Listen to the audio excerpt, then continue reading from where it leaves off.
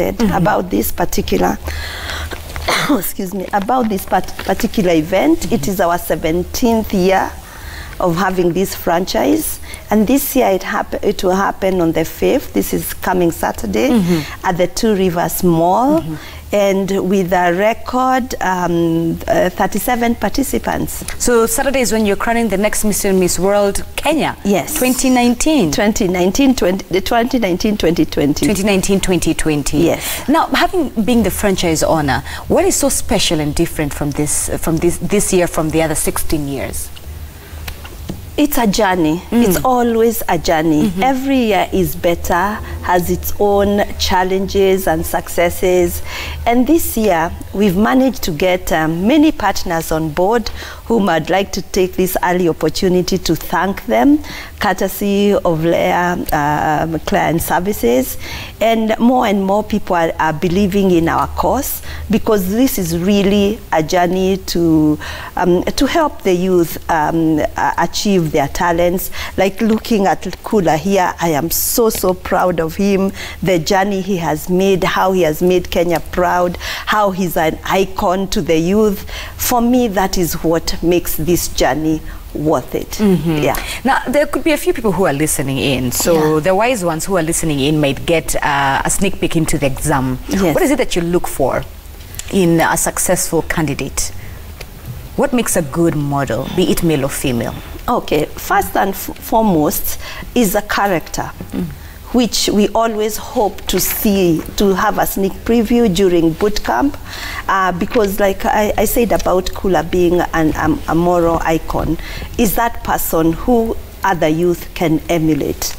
Apart from the international standards of the body size and everything else, the most important is also the heart of the person, because beauty is skin deep. Yeah, what is it that you're looking for? Why do you want this crown? Do you want it just for fame, or is it that you want it as a platform to change other people's lives? So Terry, how do you know the genuine contestants who are not here for the fame and the beauty and the looks? How do you know the genuine ones?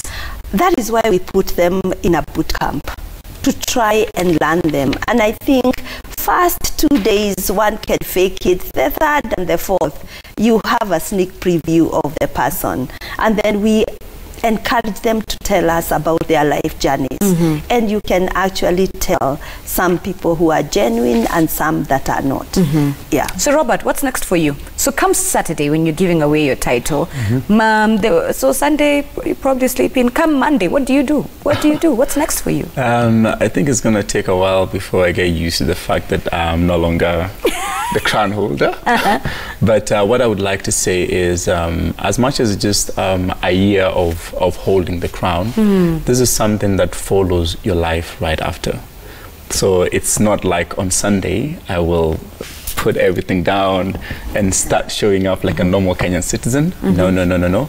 I still have my initiative that I still have to follow through, because it's something that I've been passionate about even way before the crown. What the crown did is it gave me a platform to reach out to even more people, to let people know what I'm about, to let people into my life. Could you tell us more about that initiative that you're talking about, the project? Yeah, so my initiative is based on wildlife. I've always had a passion for animals since I was a little kid. And what I'm doing is something called One of a Kind.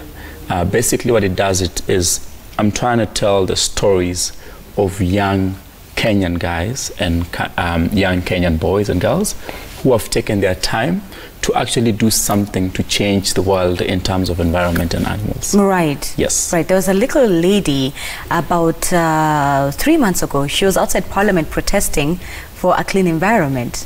Those are the people I'm looking for. Young voices on climate change. Yes. All right. So then, Terry, at the end of the day, what happens? Because my other question would be, 17 years into this, that means those are about 17 individuals, approximately, who have different projects and different things that they're passionate about. So how do we make sure that the influence, that the sort of the philanthropy work that they're doing in society continues way after their crown?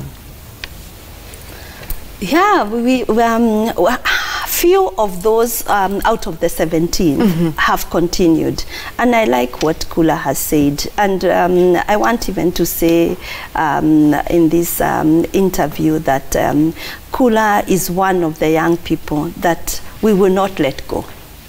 We will not let go. We'll walk with him because he can also walk with the other incoming king and queen because of his passion.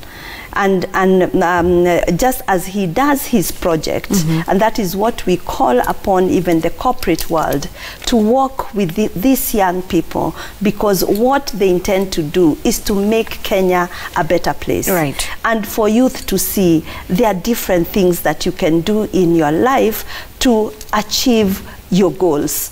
As you help others, you help yourself. And okay, so Robert, break down for me some of the male stereotypical excuses that are outside there about our male models that you've heard, even with your 2 years of reigning. What is it that you've heard when it comes to male stereotypical pageantry, and how we can begin to break down that? Some of the stereotypes that I've had is that it's weird for a man to be showing his beauty on a stage. That is something that should be left for the females. But then that is where I say there's a big misconception about pageants. Pageants, like Madame said, is skin deep. The beauty is not just what you see. Because basically at the end of the day, like when we went for our competition, we had over 80 very good-looking men. But what separates them? If the judgment is just based on looks, you will really not get a winner. What separates them is the character. What separates them is the personality. So there's a way more into it than just what you see, the physical beauty. And another thing that I've had is, oh, Kula, you're not very tall. Kula, you have too much beard for a pageant. Or Kula, you are too built for a pageant. And again, it goes back to the same thing. You might not be the tallest person, but your personality speaks louder than your height. Okay. So it's way more beyond the physical attributes. So how did you convince your family and your friends? How did you, especially family, how do you convince your parents that, you know, I would like to give this a shot. I would like to try it. There could be a male viewer who's like, I would really love to try my foot into this. How do I begin to have this conversation with my parents? My parents, I was raised by a single mother. Shout out to her. Yes, who has been really supportive in my journey, in everything that I've done in life. I would not say I'm the most conventional person. I choose my path and I follow through with it, and I put my discipline and dedication to it. And I think she has seen that when I put my heart into something, it's something that I've thought about. It's the journey I want to go, and she knows there will be results to it. Right. So she's super supportive. And the same thing I would say is parents out there who have young kids, the formal jobs are actually running out. The formal jobs, the normal 8 to 5 suit jobs are running out. You've got to be able to support your kids' dreams, because life is diversifying. Right. So if we are not able to look at other opportunities of being able to make it in life, we are going to be stuck. Terry, as a franchise owner, how would you advise someone to go about this conversation with their family, with their folks? Actually, times have changed. We actually don't even have to convince. We have parents who call to ask when is the next pageant. Because what people forget, it's not even the eventual winners that benefit from this platform. It's anybody who comes onto that platform. Because the skills that Kula has talked about in the boot camp is not taught only to the winners, it's taught to every contestant, which makes them better prepared for their lives. If you're still a student in campus, you go back a different person, a bold person, a focused person, knowing that etiquette, knowing how a public speaking. When you eventually go for an interview, you do better than the rest who did not have the opportunity to be on the platform. The other thing is that, and courtesy of Royal Media Services, these people are having opportunity to be seen on TV, live TV, and as they get seen, people are scouting different different faces for their projects. May it be fashion industry, may it be even for the TV and radio. And the fashion industry has grown out of this. Advertising, we see all the billboards that we see around Kenya. About 70% are people who have been on the platform. They would never have been scouted if they then never had this opportunity. So what we are doing, we are creating jobs, and parents like myself and others see that, and you want an opportunity for your daughter, for your son. Now it's no longer, please come and participate. Actually, like this particular one, 250 young men and women came out to audition. And we only had to choose 40 of them because we couldn't choose more than that. So people understand, parents understand that this platform is opening doors for them. Wow. And even as the government talks about jobs, we are doing a lot of that and helping them to create those job opportunities, because many jobs have been created, many lives have been changed out of this platform, and we thank God for that. And we'll definitely talk about that, the beauty industry, the opportunities that it has, rather, the challenges that are there, and how it can be a source of income for a few young Kenyans. We'll touch on that in a little bit, but I want to talk about self-esteem. Yes. Self-esteem, because this is an issue that is clearly connected with the beauty industry, the pageant industry. So Terry, how do you begin to advise? And I want to be even more specific with this question. How do you begin to build the confidence of a young black male and female individual who they feel that they're too dark, or they're too tall, they're too built, what you just told me, or a girl who feels like that she's too short or too tall, or too brown, or too dark, or too voluptuous, or the opposite, you know? How do you begin to build your self-esteem, especially in this day and age with Instagram and hashtag this and that? Okay. One of the things that we do when they come onto the boot camp is start talking into their self-esteem. Okay. And of course, by being in the boot camp, you are already, there's something that we have seen in you, not only because of your skin color. There is more to it, and once you come into the boot camp, we start talking to you. You're beautiful, you're fearfully and wonderfully made, and this is an opportunity for you to change your life. And we're talking to them about, forget just the physical look, because you've already passed that stage. You're here because you already look good. What about the inner beauty? The inner beauty that will last. It's not about your body size, because at the end of the day, like I said, the beneficiaries of this platform is not just the eventual winner. It is everybody who moves along, and that is why they live so charged, knowing who they are, irrespective whether they win or they don't win. And we have had people who try 2-3 times, and they eventually get the crown. So Robert, how did you handle self-esteem? How did you build up your self-esteem? I'm sure you weren't always this confident. Or were you? I could be wrong. Maybe you are. Yeah, by the way. It's a process. It takes time. It's not, you do not, like, you know, the stereotype, when you know you're going to compete against white people, we have this stereotype of believing that, or thinking that, you know, like you say, you're too dark, you're too this, you're too this. But then during boot camp, and when you win, you have people who are holding your hand, trying to tell you that, you know what, beauty is not just what people see, because people will really forget about that real quick. You have to leave an impression on someone. And then they will see you as a very attractive person. Because again, like, you know, the slogan to Mr. and Miss World is beauty with a purpose. So the purpose is in bold. The purpose is what represents the beauty. So for me, it was quite easy, because I could easily embrace that, in the sense that I knew what I stood for. And I knew that if people would look at me beyond how short Kula is, how bearded Kula is, even though beard is the in thing right now. It is, yeah. And it is. one thing I would like to really insist on is, when I was about 17 years old, I had an issue with my skin tone. I thought I was too dark. All the young girls were running after the brown boys. And at that point, I really wished I was lighter. But as I grew into a man, I came to understand that your skin defines who you are. And I would never wish to be even a tone lighter than I am. Good for you, Robert. Right now, I really love my skin, and I wish everybody else would be very comfortable with the skin that they have. Yeah. Good for you, Robert. Yeah.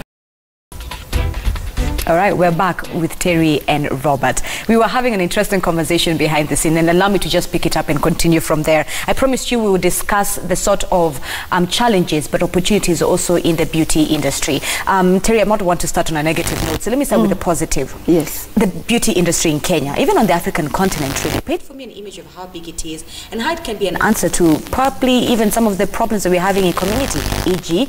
unemployment amongst young people. Great. Like we say, this is beauty with a purpose. It gives you a platform to achieve what you want to be in your life. We have had different participants on the platform who have gone on even to be doctors, their own business entrepreneurs. We've had people who have gone out of the country and they are high flyers, high fashion. We have like our own recent Geruto, Meglin Geruto, who is working with KTB. She's all over the world, either for KTB or for herself modeling.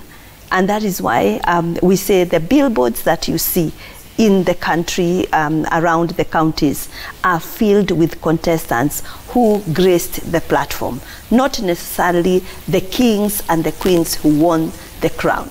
So, and even for beauty industry, the cosmetic world, they scout for these faces to use them as their brand ambassadors because they are already confident, they look good, they walk good, and employment has been created. Many jobs have been created. From a business perspective, what are some of the stereotypes that people have when it comes to the mindset that they have towards business within the beauty industry?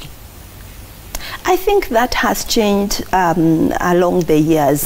That everybody now, irrespective of where they are in life, appreciate beauty. Not necessarily just the makeup and everything, just the outlook of somebody who understands how beautiful they are. Yeah, beautiful, that it is their beauty that is not just the face and the makeup, the fearfully and wonderfully made. I mean, Terry, I may not have you here on set again in a bit longer, so I have to ask you, being a franchise owner of Mr. and Miss World Kenya, Mr. and Miss World Kenya, that's not easy.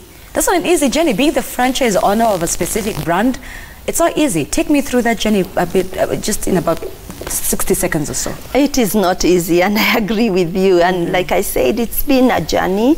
And when we got it in 2002, I wasn't sure I wanted it. Why? Because it was not as glamorous as it looks today. And I was approached by Miss World and as a company, and they asked whether I wanted the franchise, and my name had been given by some of the past contestants who were not happy with what was happening then. And because I had been a sponsor as Ashley's to two of the Miss Worlds, 1999 and 2001, I wasn't sure that I wanted it after seeing the setup and everything that was happening then. So it was a soul-searching moment of whether I needed to do it. Believe me or not, I went to my pastor to ask, what would you think and what do you think? Is this a good thing to have? And he said, sure, there's nothing God will allow you to have if he doesn't have a purpose for it. If you don't, what don't you like about it? And I said, A, B, C, D. And he said, yeah, it's time for you to change. Yeah, to change and turn it around to be a respectable event, because beauty is God-given. Beauty is in the Bible. The first beauty pageant happened in the Bible through Queen Esther, who changed a generation. So you're being given a mantle to change a generation and make it respectable, where people will be asking to come and not shying away. So what's one of your biggest business lessons? What's your business advice to perhaps a young person who would also want to, you know, put their foot into the beauty industry? What's some of the biggest lessons you've learned so far? That there's no challenge that you cannot surmount. Yeah. every challenge, if you take it by the bull, the horns, you will be able to turn it around. If it is Mr. and Miss World Kenya franchise, that today we don't look for contestants, they look for us, anything can change. And even getting corporates to come and want to be associated with us, that was never the case. We knocked doors, we begged. Today people see the value and they want to be associated with it. Okay. Does it make money? I know you wanted to ask me that. Does it make money? No. Actually, Ashley's supports the franchise. Okay. And other corporates when they come on board. And why do we continue? Because this is a question that I get even from my family members. Why do you do this? It only eats into the profits of Ashley's. And I say it's a platform to change lives.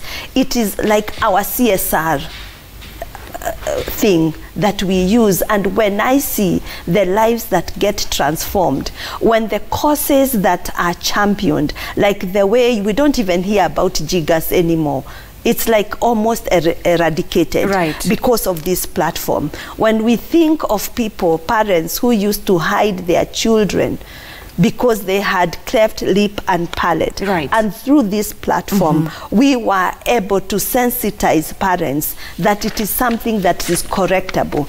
And many and thousands of children have been corrected, and they are now living their lives like other normal children. When I see that happen, autism that we have also championed, widow cleansing that we have also championed, the wildlife thing, this young man here, apart from the wildlife thing, he also has a heart of orphaned children. He gives food to the orphaned children. When I see that happening, you cannot equate it with profits. It's life-changing, it's life-fulfilling, and that is why this journey is on and will continue. Correct. All right, so Robert, we need to wrap up the conversation. Tell me a little bit about Saturday. I know it's going to be happening at Two Rivers. Yes. Do we have any artists who will be performing? Tickets for the prizes, etc.? Yeah, so it's going to be on Saturday. The event is starting at 5 p.m. It's going to be an amazing evening. We have Moji performing, and of course my all-time favorite, OG Calligraph Jones will be in the building as well. That's something that Madame doesn't know anything about. Definitely, I'm looking forward to it. He's one of my best artists, and for the record, he actually supported me in my journey. He posted me, told Kenyans to follow me, to vote for me, and of course I want to return the love back. So will you also be lending a hand to someone, to one of your favorite contestants? Yeah, I'm not sure if I have a favorite contestant. I feel like they all deserve it. I've met them. They're quite very handsome gentlemen. So I would just say, may the best guy win. May the best guy win. So you're looking forward to an amazing evening with full of entertainment. And guys, show up in numbers. Come and witness the most good-looking people in Kenya, basically. All right. So while I still have you in closing remarks, perhaps your advice as well. My advice as well. Before I jump to my advice, I'll quickly say that I want to really appreciate Kenyans for the love they showed me, all the support, all the vote. It was overwhelming. The international world was actually shocked at how Kenyans were backing me up. And one thing they said is, if they will not believe in you if your own country doesn't believe in you, first of all. So I would urge them to continue with the same support on the next guy and the next girl who's going to win. The national support is very important internationally. And my advice to the next guy who wins is, it's not a bed of roses. Once you win, you don't sit back and you start looking good. The work begins immediately you have the crown. Wow. It's going to be a tough journey, but we believe the next guy who wins will perform even better than I did. All right, beautiful. Terry, your closing remarks. Yeah, first and foremost, I also want to echo Kula's sentiments, the support that we have had from Kenyans, from the corporate world, and also the government has finally come on board. So we are happy to say that we are happy that the government, through the initiative of His Excellency the President, has rallied the Ministry of Culture and Gender and youth, because they have finally realized what this does for the youth. At least when it comes to the international pageant, they support us to send our representatives. For Kenyans, I'm urging you, there are 37 young, good-looking young people who are looking forward to seeing you at the event, you cheering them on, and the tickets are on sale. Particularly today, there will be a flash sale that if you look on the social media, you can purchase tickets at a throwaway price and come and support our young people. Be part of this big celebration of beauty of our young people. See you at Two Rivers Mall, and thank you for all the sponsors that have come on board, and particularly RMS.